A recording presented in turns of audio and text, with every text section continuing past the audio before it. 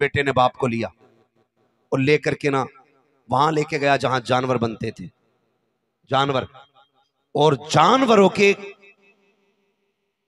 मकान के अंदर बाप को छोड़ा और एक पुराना सा कंबल बाप के ऊपर डाल के आने लगा। इत्तेफाक ये कि साथ में उसका बेटा भी साथ था। वो हाथ पकड़ करके वापस आ रहा था, अचानक हाथ छोड़ा, वापस पलटा, इस बूढ़े का पोता और उसका बेटा जवान का। गया, जाके दादा के कंधे से कंबल उतारा, पैर के नीचे रख के ना 2 टुकड़े किए, आधा कंबल दादा के ऊपर डाला, आधा अपने कंधे पे लेके चला। बच्चे का बाप कहने लगा, ये क्या किया तूने, इस पुराने कंबल का करेगा क्या, क्यों लेके आया इसको? तो जानते हो उसने ये कहा कि मैं इसलिए ये कंबल लेके आया हूं, मैंने तुमसे सीखा है। आज दादा बूढ़े हो गए ना, तुम इन्हें यहां छोड़ के गए हो, कल तुम पे भी तो बुढ़ापा आना है, मैं तुम्हें यहीं छोड़ के जाऊंगा। आधे कंबल से दादा का काम चलेगा और ये आधा कंबल मैं तेरे लिए लेके जा रहा हूं, ये आधा कंबल मैं तेरे लिए लेके जा रहा हूं।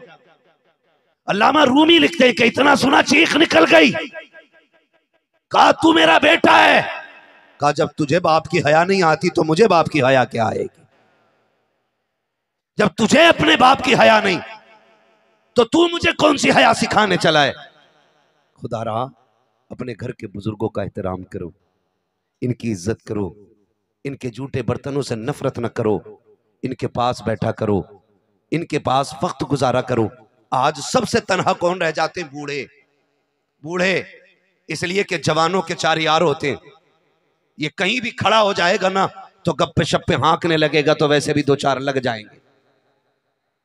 जितने ठलुए चाय की दुकान पे लंबी लंबी फेंकते हुए मिलते, जिनसे घर नहीं चलता वो मुल्क चलाते। आपके किसकी बन रही है? कह रहे आपके किसकी बन रही है? कि फलां की बन रही है। आपके वो नहीं, वो आ रही है। वो अंधे, पहले अपने घर में तो झांक के देख तेरा घर भी चल रहा है कि नहीं चल रहा है। तो ठलुए लोग बैठ के ना हुकूमतें चलाते, जब बातें खत्म हो जाती तो फिर झूठ शुरू कर देते, और इस झूठ का नुकसान ये होता है कि आने वाली नस्लें तबाह हो जाती। क्या होता है? आने वाली नस्लें तबाह हो जाती हैं। इतना बड़ा बड़ा झूठ बोल देते हैं कि फिर उसको साफ करते करते सदियों बीत जाती हैं, फिर वो साफ नहीं होते। कितने ऐसे झूठ आज भी हमारी कौम के अंदर मौजूद है। हाँ, खुदारा जवान जो हैं ये अपना वक्त बड़े बूढ़ों में गुजारे, तो जवान जो है कहीं भी बैठ जाते हैं, कोई भी उनसे बात कर लेता, कोई भी मिल जाता है। लेकिन बंदा जब बूढ़ा हो जाता है ना, चल के तो कहीं जा नहीं सकता, बिस्तर पे बैठा है, बेटे के पास भी वक्त नहीं है, बेटियां पराए घर की हो गई, अब कोई मुंह लगाने नहीं।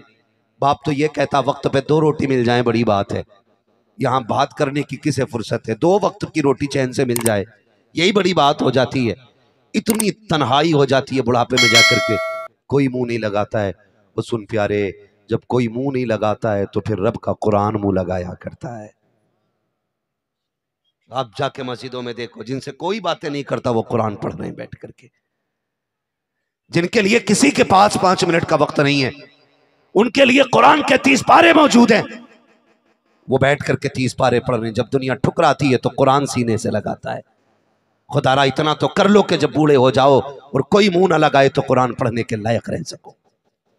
इसलिए मैंने ये बात कही थी, मेहनत करो, कुरान पढ़ने के आदी बनो, ताकि जब उम्रें गुजरने लग जाएं और कोई मुंह ना लगाए, जब अपने धक्के दे के चले जाएं, जब ठुकरा दें सारे अपने बेटे, अपनी औलाद की खुशियों में लग जाए, औलाद अपनी खुशियों में लग जाए और कोई मुंह लगाने वाला ना हो, तब तुम्हें कुरान पढ़ना आना चाहिए, ताकि तुम अपने आप को अकेला महसूस ना करो। जाओ मस्जिदों में जाकर के देखो कितने जवान सजदे कर रखे हैं, कितने जवानों ने कुरान खोले हुए हैं। जवानी में तो फुर्सत नहीं मिलती खाना खाने की, ये कुरान पढ़ने कब जाएगा? सिर्फ अगर दिखेंगे आपको तो बूढ़े मस्जिदों में कुरान पढ़ते मिलेंगे, तहज्जुद में बूढ़े मिलेंगे, फजर में बूढ़े मिलेंगे, बहुत कम तादाद में लोग जवानी में कुरान पढ़ते हैं। ओ खुदा के वास्ते कुरान के आदी हो जाओ। अल्लाह ने कुरान को अजमतों वाला बनाया है, बरकतों वाला बनाया है। अगर आप कुरान के आदी हो जाएंगे, बेटियां भी कुरान पढ़ेंगी, बाप भी कुरान पढ़ेगा, आने वाली नस्लों में फिर कोई डांसर पैदा नहीं होगा, फिर कोई शराबी नहीं होगा, फिर कोई चोरी नहीं होगा, फिर कोई अय्याशो मक्कार नहीं होगा।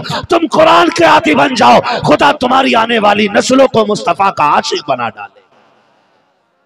लेकिन ये कब होगा? जब मैं और आप कुरान के आदी बनेंगे, कुरान के आदी बनेंगे। पढ़ता ही नहीं, पढ़ता ही नहीं।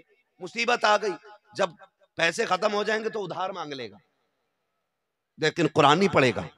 फरमाया गया कि जब किसी में बरकत ना हो ना, तो सूरह वाक़या कुरान के अंदर एक सूरत है, मगरिब बाद रोज पढ़ो उसको, एक बार पढ़नी है, सूरत खत्म करो, मुकम्मल हो जाए, हाथ उठा के कहो अल्लाह तुझे तेरी रहमतों का वास्ता बरकत दे। फरमाया गया अल्लाह इतनी रोजी देगा कि तुमसे संभाली नहीं जाएगी, इतने रास्ते खुल जाएंगे, लेकिन आदत नहीं रही। देखे तो सही फर्क पड़ता है। माँ बाप नेक होते हैं तो औलाद कैसी होती है। सरकारे गौसे पाक आम घर में नहीं आए, उस घर में तशरीफ लाए जिस घर की खातून बेटी इतनी पारसा जिसने कभी जिंदगी में गैर महरम को देखा ही नहीं था।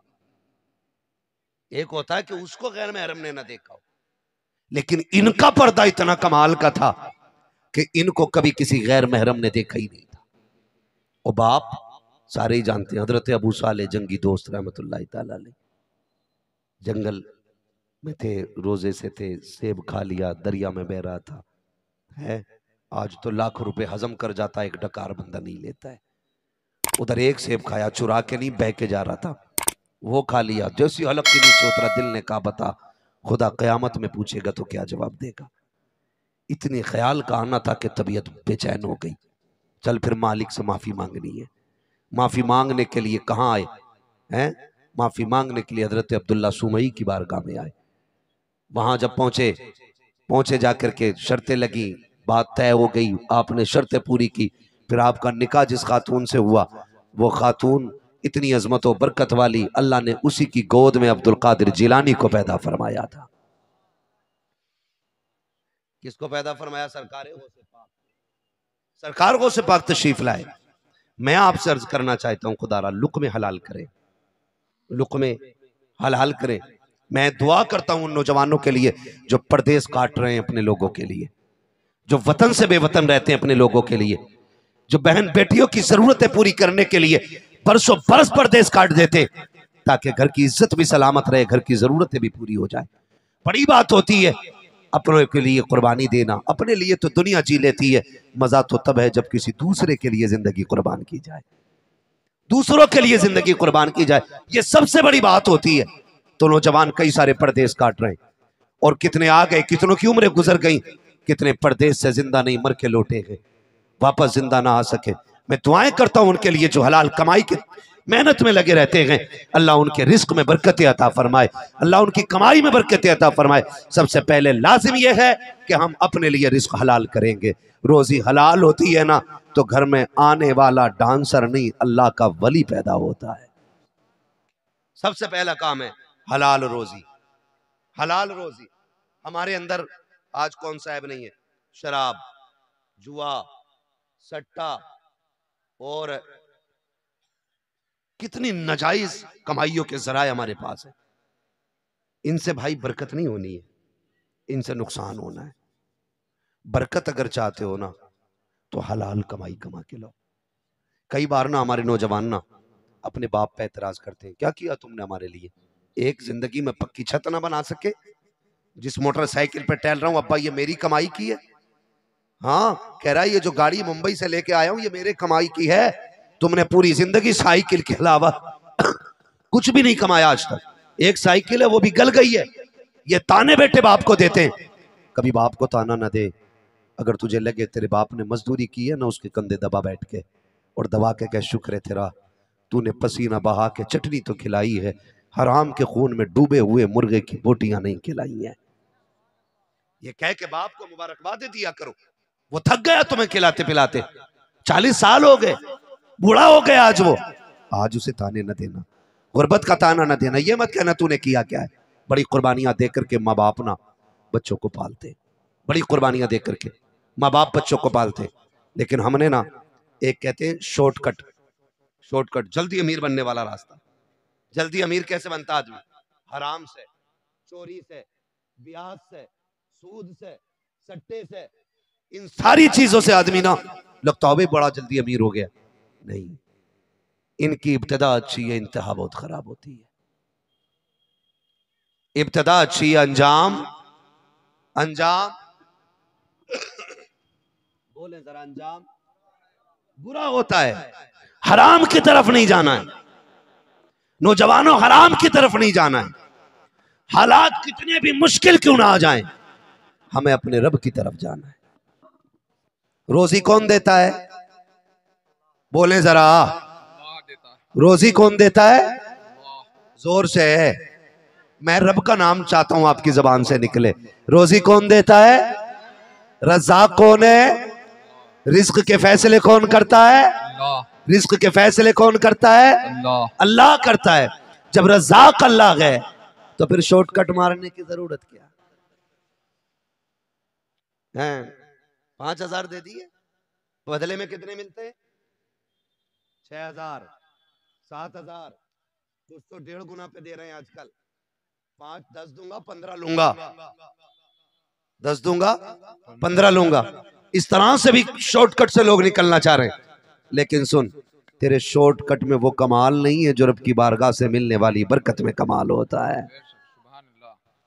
जो उसमें कमाल होता है। हालात यही है। कभी कभी ये होता है, बीवियां कहती हैं सुनो जी, मुझे वही जोड़ा चाहिए जो प्रधान की बीवी ने पहन रखा है, मुझे वही जूती चाहिए जो सेठ साहब की बीवी ने पहनी है, वो जो मुंबई रहते हैं उनकी बीवी ने जो पहना ना सूट वही चाहिए। जब ये बात कही जाती है ना तो फिर शौहर मजबूर होके ना, जब उसकी हैसियत नहीं होती है फिर मजबूर होके वो नाजायज तरीकों से पैसा इकट्ठा करता है। जब नाजायज तरीके से पैसा इकट्ठा करता है ना तो फिर घरों में बरकतें नहीं, घरों में आफतें आया करती है।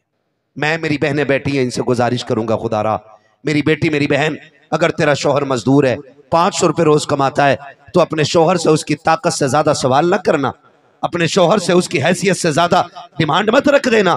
तेरा शौहर अगर शाम को 500 रुपए कमा के ला रहा है तो 1,000 की लिस्ट उसके हाथ में न देना। अगर तेरा शौहर थक के आ रहा है तो 1500 की गुजारिश मत कर देना। अपने शौहर का एहतराम करना तेरी जिम्मेदारी है। तुझे मैं बताना चाहता हूँ मेरी बेटी, खुदा की कसम, अच्छे कपड़ों से जिंदगी में खुशियां नहीं आया करती, कीमती कपड़ों से जिंदगी में खुशहाली नहीं आया करती है, महंगे कपड़ों से जिंदगी में खुशहाली नहीं आया करती है। अगर खुशहाली आती है तो रब के करम से घरों में खुशहाली आया करती है।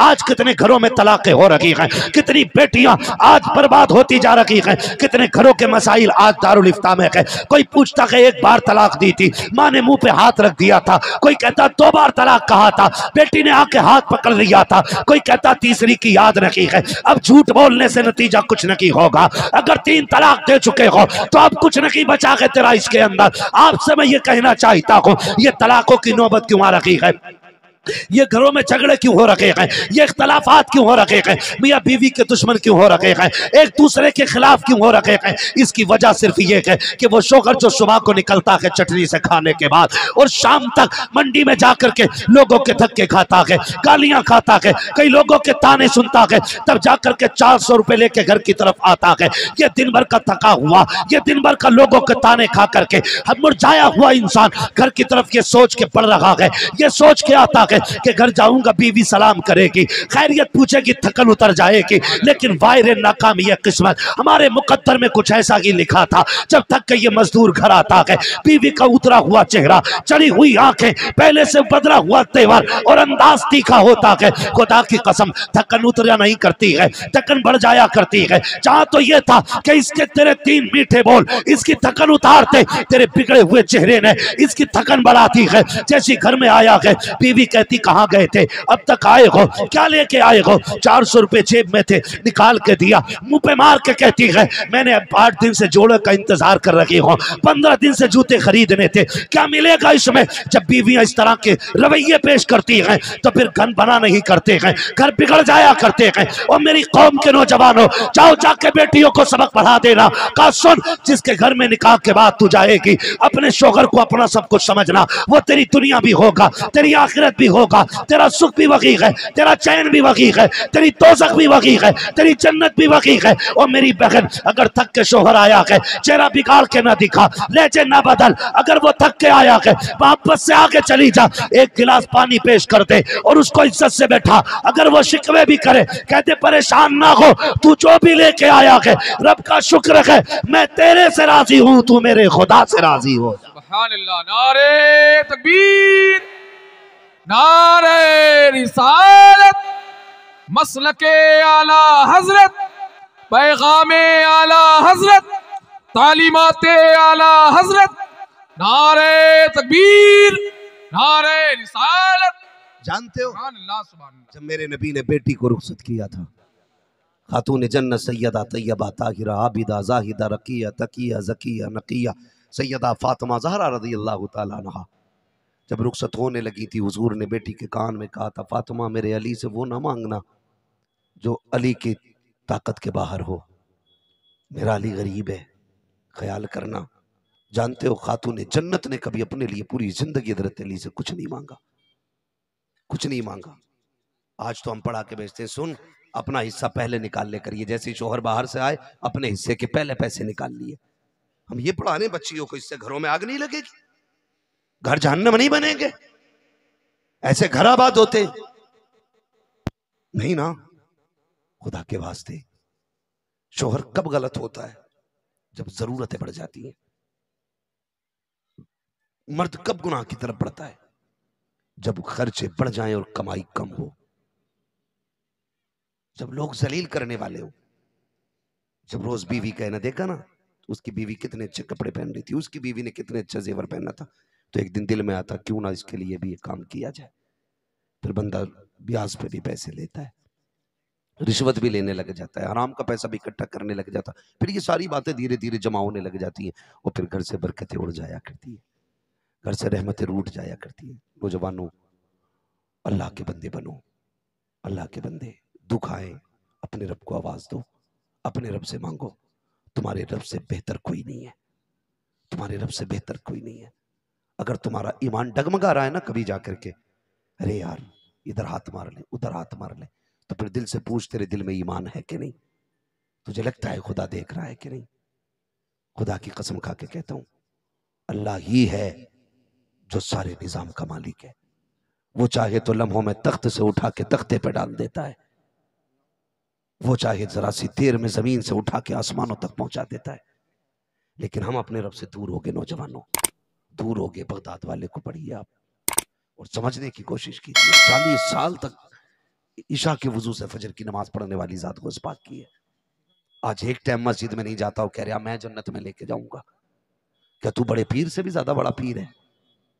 क्या तेरी इबादत उनसे भी ज्यादा बड़ी है? एक टाइम मस्जिद में ना जाके पूरी कौम को धोखा दे रहा है कि मैं तुझे जन्नत में लेके जाऊंगा। बगदाद वाले से पूछ तो सही, कैसे रब मिलता है, कैसे रब मिलता है? कहते मैंने दीन सीखा ना, बड़े बड़े फाके किए, बड़ी बड़ी मुश्किलें मैंने उठाई, बड़े बड़े फाके। कहने लगे एक दिन भूख इतनी लगी थी कि पेट में दर्द होने लगा। मैं ये सोच के निकल गया कि कुछ भी ना सही, कुछ भी ना सही। मैं ये सोच के निकला, मैं ये सोच के निकला कि कुछ भी ना सही, कम से कम ये कि दरिया के किनारे गिरी पड़ी सब्जी उठा के खा लेंगे। ये सोच के निकल गए, गिरी पड़ी सब्जी की नीयत से लेकर के निकल गए घर से। वो भाई कहते मैं गया, मुझसे पहले वहां पे 3-4 जरूरतमंद लोग टहल रहे थे जिनका हाल मुझसे भी ज्यादा बुरा था। कहते मैं उन्हें देख के लौट आया सिर्फ ये सोच के अगर मैंने उठा लिया तो फिर कहीं ये भूखा ना रह जाए। और आज ये है कि इसे मिले ना मिले मुझे मिल जाए। क्या ये है कि नहीं? कंडीशन है आज हमारी, दिल मुर्दा हो गए। आमने सामने 4 दुकानें लगी हैं तो हालात ये हैं, वो उसे तबाह करने पे लगा। वो उसे कह रहा उससे मत लेना सब्जी, वो गंदे नाले में धोके लाया था, बेच दोनों ही सब्जी रहे। उसके पास गया, क्या बोले उससे मत लेना, उसके टमाटर में दवा लगी हुई है। मतलब एक दूसरे को घटाने पे लगे। ये कंडीशन हमारी है। सगे भाई एक मार्केट में 2 दुकानें रख के बैठे होते, वो फोन करके रिश्तेदार से कह रहा सुनो भाई तुम्हारा चचेरा आया था कपड़ा लेने के लिए, मेरी दुकान पे नहीं आया। क्यों? जिससे लेके गया वो भी तो तेरा सगा भाई है ना। तेरे पेट में दर्द किस चीज का है?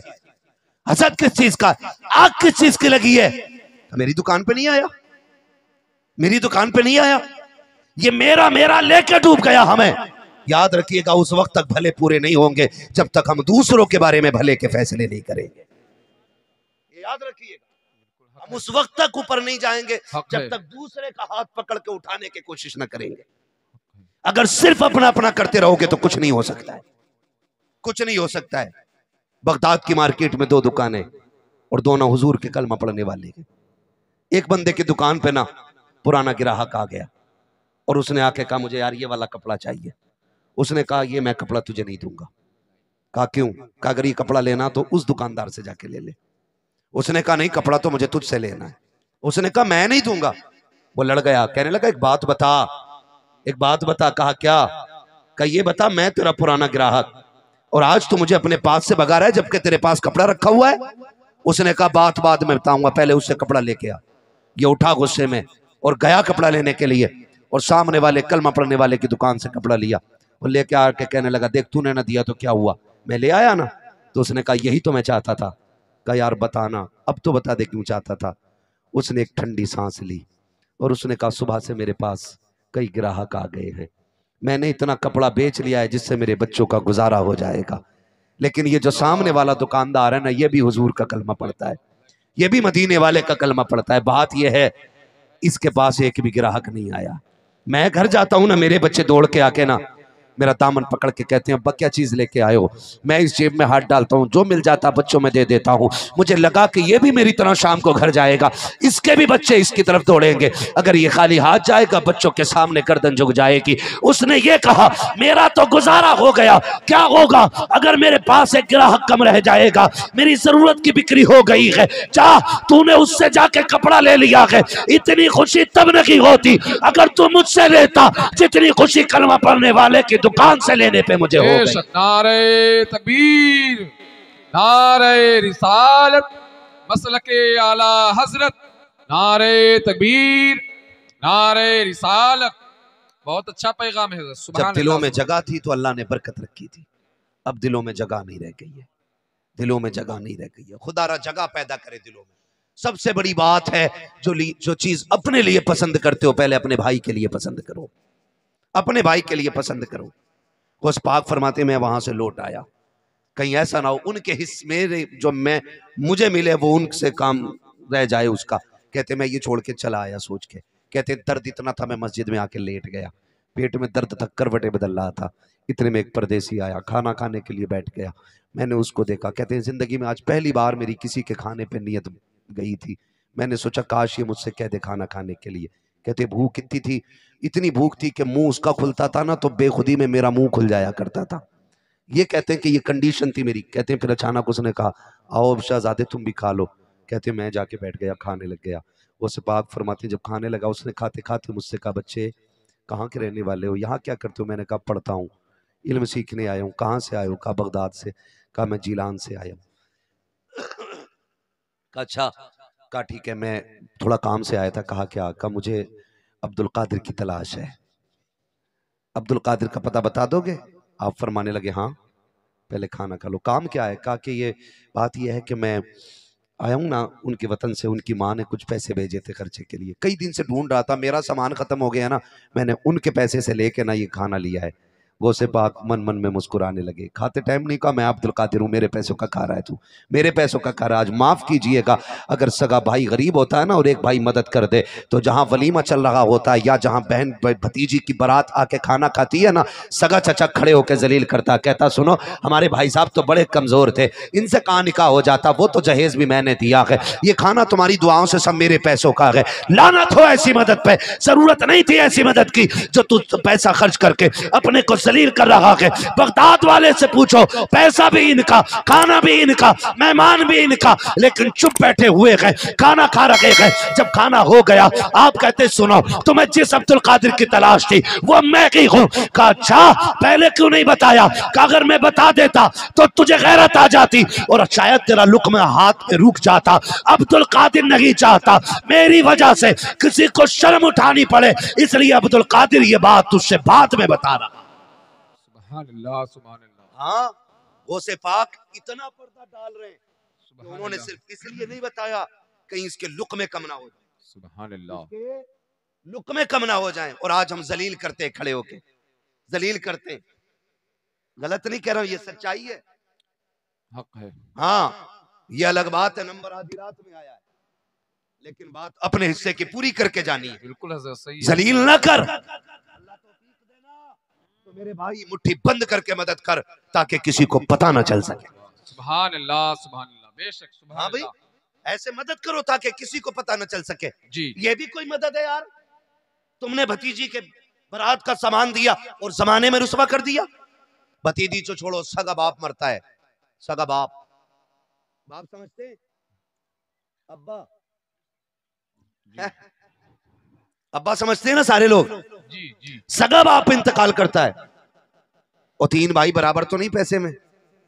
कोई ठेला लगाता है, किसी की गोल्ड की दुकान है, तो किसी का होटल है, अलग अलग काम है, अलग अलग कमाइयां हैं।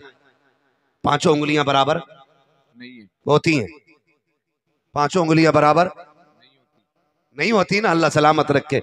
1:30 बज गया कि माशाल्लाह दिमाग पूरा काम कर रहा है, जी, वरना बड़े अच्छे अच्छे यहाँ के घूम जाते हैं। पांचों उंगलियां बराबर नहीं होती, नहीं होती है।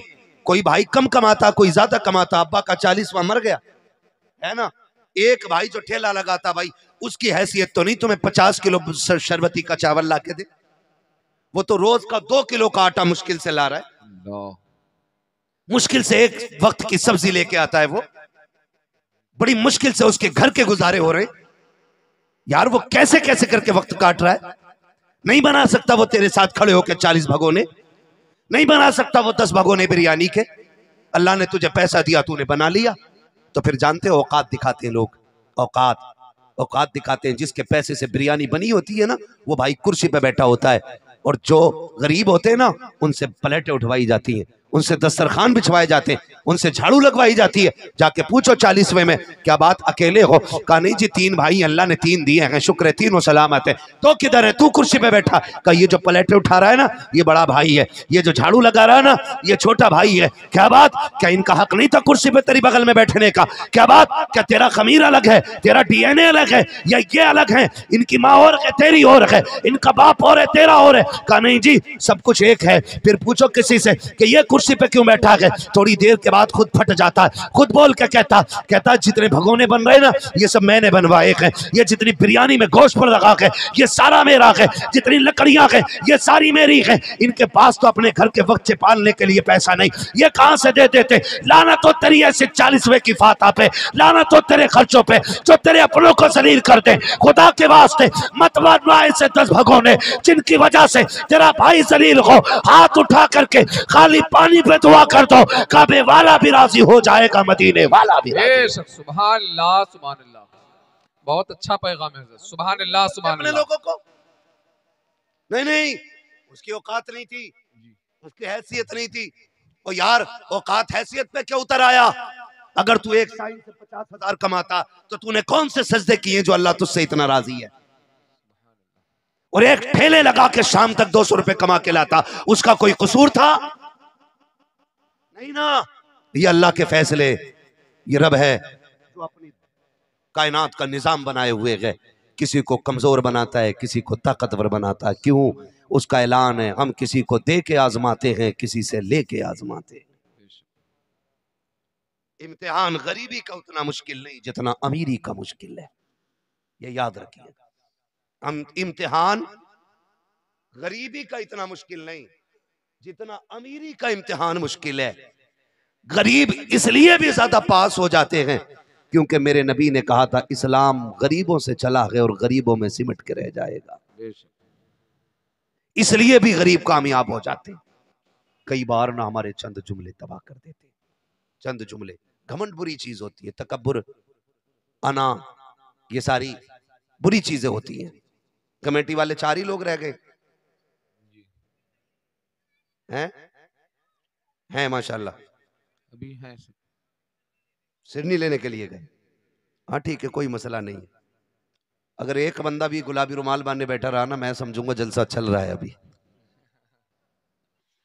है ना, कोई मसला नहीं है। ये कभी कभी कपड़े जो बनते थे ना, जिम्मेदारी के भी कपड़े होते हैं कुछ, जी, जिम्मेदारी के। हमने अपने बचपन में एक चीज देखी थी, एक उसूल था, जब किसी खानदान का कोई बड़ा बूढ़ा मर जाता था ना, तो उस खानदान में से फिर एक बड़ा बूढ़ा चुना जाता था। अब तो पता नहीं कहाँ कहाँ ये माहौल है, कहाँ नहीं है। फिर उसके सर पे पगड़ी बांधी जाती थी। तो दो लोग होते थे, एक तो कहते थे कि ये पगड़ी इसलिए बंधी है कि आपका मरने में इनका नंबर है, और कुछ ये कहते थे नहीं, ये पगड़ी इसलिए बंधी है कि आज के बाद इस परिवार की जिम्मेदारी अब इनकी है ना। तो ये दोनों तरह के लोग होते थे। कुछ कहते थे कपड़ा मौत का है, कुछ कहते थे कपड़ा जिम्मेदारी का है। तो दोनों तरह के लोग हुआ करते थे। अल्लाह आपको सलामत रखे। मैं तो ये समझूंगा कि ये कपड़ा हुजूर की गुलामी का कपड़ा है। सुभान अल्लाह, सुभान अल्लाह, है ना। अल्लाह तमाम अरकान कमेटी को सलामत रखे। आमीन। इतनी ठंडी रात में भी आप बैठे हुए हो, अल्लाह जज़ाए खैर दे। बस मैं बात को आखिर की तरफ मोड़ के लेके चल रहा हूँ, वक्त पूरा हो गया है। अल्लाह आप लोगों को सलामत रखे। मैंने क्या कहा कि घमंड बुरी चीज होती है, तकब्बुर बुरी चीज होती है, ये इंसान को खा जाता है, खा जाता है। ये कितना बड़ा वली था, इतना बड़ा वली था, रब का इतना महबूब बंदा था कि जब वो चलता था तो बादल सा आया करता था, और इतना बड़ा मुस्तजाबुद दावात था वो कि हाथ उठा देता था तो अल्लाह नीचे आने से पहले मकबूलियत की जमानत अता फरमा देता। अब समझ सकते हो आप वो बंदा कैसा होगा जिसके हाथ उठने में देर हो, रब को कबूलियत में देर न लगे, जो धूप में चले तो आसमान पे बादल साया करके चले। आम तो होगा नहीं ना, बड़ा खास था। इत्तेफाक से वो निकल रहा था, एक बड़ा बदनाम जमाना बंदा, गुनाहगार बंदा आया। वो कहने लगा यार क्यों ना इसने एक बंदे से हाथ मिला ले। तवज्जो है सारे लोगों की, है तवज्जो। उसने जैसे हाथ बढ़ाया ना तो उसने एक आदमी ने हाथ पीछे कर लिए। उसने कहा इतने बुरे दिन नहीं आए कि तेरे जैसे गुनाहगार से मैं हाथ मिलाऊं। ये बात कह बैठा वो। उसने कहा इतने बुरे दिन नहीं है मैं तेरे जैसे गुनाहगार से हाथ मिलाऊं। उसने इतनी बात कही ना तो ये जो गुनाहगार था ना ये रुक गया, वो आगे बढ़ गया। इसने आसमान की तरफ निगाह उठा के कहा मालिक मैं तेरा मुजरिम था, जमाने का तो नहीं, मैं तेरा गुनाहगार हूं, दुनिया का तो नहीं। या अल्लाह ये इनको हक किसने दे दिया ये मुझे जलील करें? ये अधिकारी ने किसने दिया कि ये मुझे रुसवा करें? मालिक मैं तेरा मुजरिम हूं। मालिक जो तू चाहे सजा दे, मगर खुदा इतना जलील ना करके चलते फिरते लोग तेरे बंदे को गुनाह का ताना दे। अभी ये कह के इसने तो चंद आंसू गिन रहे थे, अल्लाह ने इसके दिल की दुनिया बदल डाली, दिल की दुनिया बदल डाली।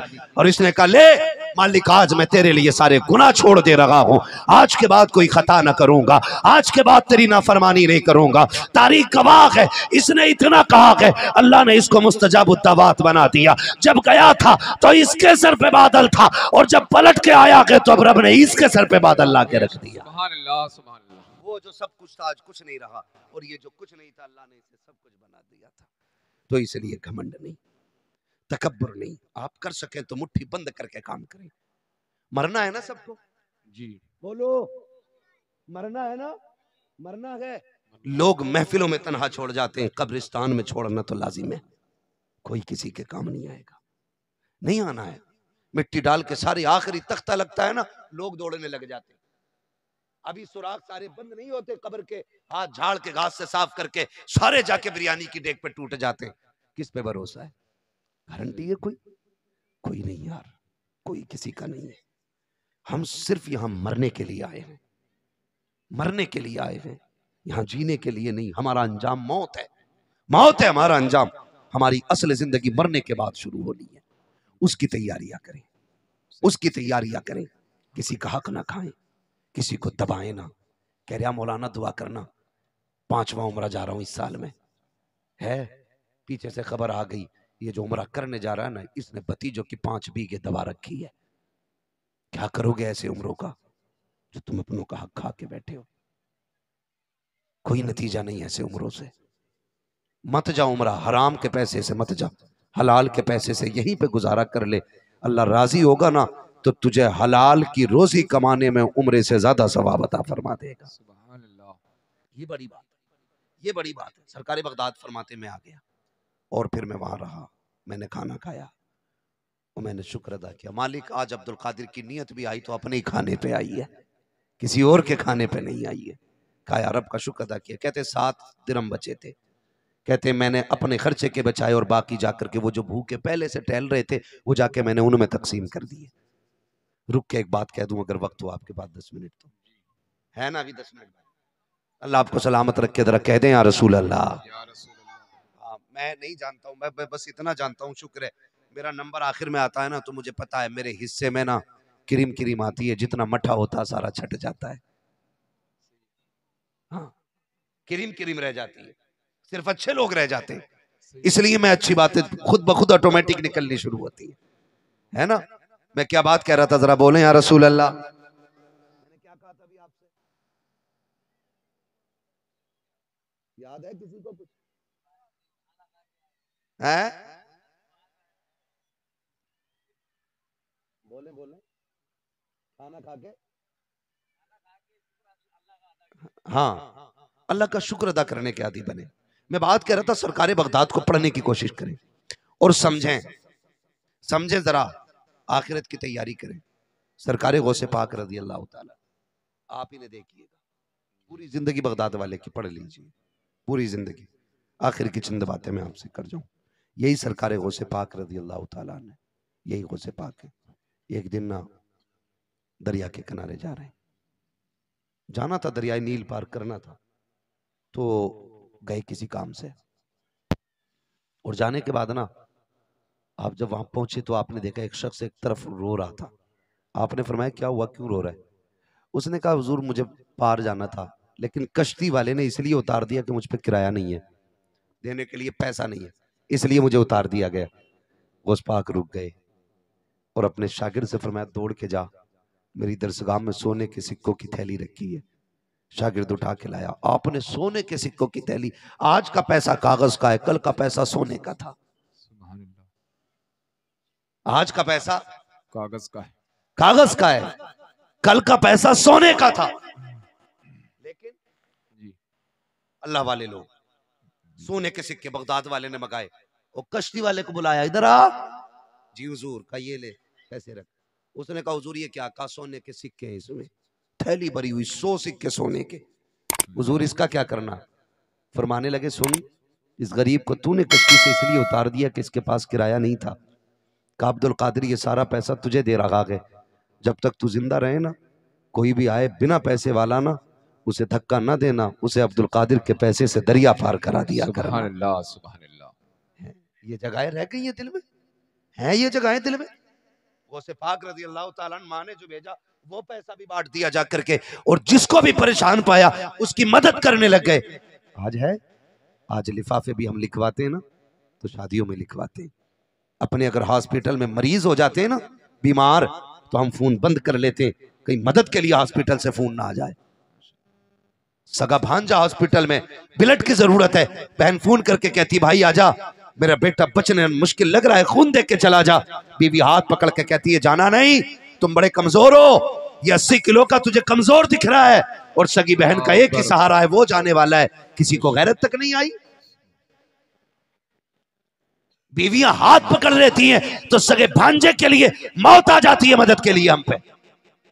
फोन बंद करके बैठ जाते हैं, कहीं बहन पैसा ना मांग ले, कहीं फला मदद ना मांग ले हमसे। ये इस्लाम नहीं है, ये इस्लाम नहीं है, और इससे मदद नहीं आती, इससे बरकत नहीं आती है।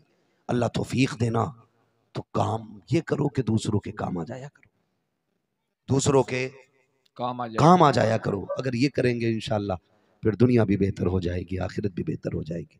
पूरी जिंदगी बगदाद वाले ने दूसरों की मदद की, और आज भी वो मज़ार से मदद फरमा रहे हैं, आज भी मदद फरमा रहे हैं। मैं गारंटी के साथ कहता हूँ जिसका काम ना बनता हो आज भी बगदाद वाले को पुकारे, अल्लाह बगदाद वाले के नाम की बरकत से सारे काम आसान फरमा दिया करता है। इसीलिए आला हज़रत ने कहा था कादरी कर कादरी रख, कादरियों में उठा कदर अब्दुल कादिर कुदरत नुमा के वास्ते।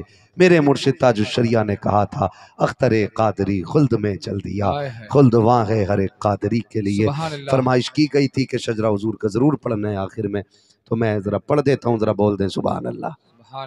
जितने लोग जाग रहे हैं वो बोले जरा सुभान अल्लाह। सारे ही जाग रहे हैं माशाअल्लाह, अल्लाह सलामत रखे। देखें शायद तबर्रुक आया ना इसमें, जी इसमें तबर्रुक है ना हज़रत, जी जी हाँ देखो माशाअल्लाह तबर्रुक आ गया है। और तबर्रुक आने का मतलब यह है कि हम अब सुना है, अब खाने की महफिल का आगाज होगा, जिक्र भी उनका था और लंगर भी उन्हीं का चलना है इंशाअल्लाह। कई बार तबर्रुक बैठता है ना हज़रत तो लोग छोड़ के चले जाते हैं, मैं मुखिया हूं, मैं क्यों हाथ फैलाऊं ना। जब तबर्रुक की बारी आया करे ना तो मुखिया पधानी खसाबी सब रख दिया करो, इसलिए कि अपने घर के करोड़ों के दस्तरखान पे वो मजा नहीं आता जो अल्लाह वालों के नाम की महफिल की खजूर में मजा आ जाया बिल्कुल हक करता है है। हजरत, सुभान अल्लाह सुभान अल्लाह, ये नहीं होना चाहिए, बिल्कुल हक है। तो ये लंगर की चीजें, तबर्रुक की जी चीजें हम इसलिए नहीं छीनते या इसलिए नहीं दौड़ते इसकी तरफ कि हमें मिलता नहीं है, हम इसलिए दौड़ते हैं कि अल्लाह ने इसमें बरकतें ज्यादा करके रखी हुई बेशक होती है। बेशक बेशक। हाँ, सरकार मुजाहिद मिल्लत उड़ीसा वाले, हुजूर मुजाहिद मिल्लत बगदाद शरीफ गए ना, जबकि बहुत बड़े जमींदार थे, आज भी ना आधा धामनगर शरीफ आपकी जमीन पे बसा हुआ है। जी हाँ, आपकी जमीन पे जो आपने गैर मुस्लिमों को फ्री बांट दी थी रहने के लिए, आज भी उनकी जमीन है वहां पे, और आज भी उन्हीं के नाम में और गैर मुस्लिम रह रहे हैं और बेफिक्र होकर रह रहे हैं, क्योंकि उन्हें पता था जमीन अल्लाह वाले ने दी है। सुभान अल्लाह। वो गए थे ना बगदाद शरीफ ना, तो लोगों को पता चला धामनगर शरीफ से मुजाहिद मिल्लत आए हैं, तो जो खानका के खादिम थे ना वो दस्तरखान लेके कमरे में पहुंचे कि हजरत को इज्जत से कमरे में खिलवाया जाएगा। देखा हजरत वहां नहीं थे, तलाश किया ना तो वहां लाइन में खड़े थे जहां पे भूखे भिखारी लोग खड़े हुए थे। उन्होंने जाकर कहा हुजूर आप यहाँ भिखारियों की लाइन में, आपका खाना इज्जत से दस्तरखान पे लगा दिया गया। वो कहने लगे बस कर, हर जगह बादशाह तो नहीं बना जाता, कुछ गलियां ऐसी होती है जहां भिखारी बन के खड़ा हुआ जाता है, सुभान अल्लाह सुभान। जहां भिखारी बन के खड़ा हुआ जाता है। हाँ, तो अगर आप अच्छे से अच्छा भी खाते हैं ना तो फिर भी किसी बुजुर्ग के लंगर से अच्छा नहीं खा सकते, उनके दर के तबर्रुक से अच्छा नहीं खा सकते। तो ये आ गया है, इसका मतलब यह है कि अब वक्त आ गया है कि हुजूर का शजरा पढ़ लिया जाए। गुजारिश आपसे इतनी है, आपने जितनी संजीदगी से सुना है ना, अब उतनी जोर से बोल दो सुभान अल्लाह। सुभान अल्लाह। अल्लाह आपको सलामत रखे, खुश रहे, आबाद रहे। बहुत अच्छा आप लोगों ने सुना, तबीयत खुश रही। माशाल्लाह। और बहुत ज्यादा हु हल्लड़ में भी बात करने में मजा नहीं आता, जी गुफ्तगू संजीदा लोगों में करने में अच्छा भी लगता है, ताकि बात समझ में भी आ जाए। ठीक है, अब जो मैं आपसे सुभान अल्लाह कहलवा रहा हूँ, वाह वाह के लिए नहीं कहलवा रहा हूँ। अब समझ लीजिए, जब मेरा हाथ का इशारा होना, हुजूर का शजरा पढ़ना है, हाथ का इशारा हो, तो ये मत सोचना मौलवी दाद लेना चाह रहा है, ये समझ लेना मौलवी सांस लेना चाह रहा है। हाँ, जब सांस तंग होने लगेगी ना तभी मैं बोलूंगा आपसे, कहो सुभान अल्लाह। सुभान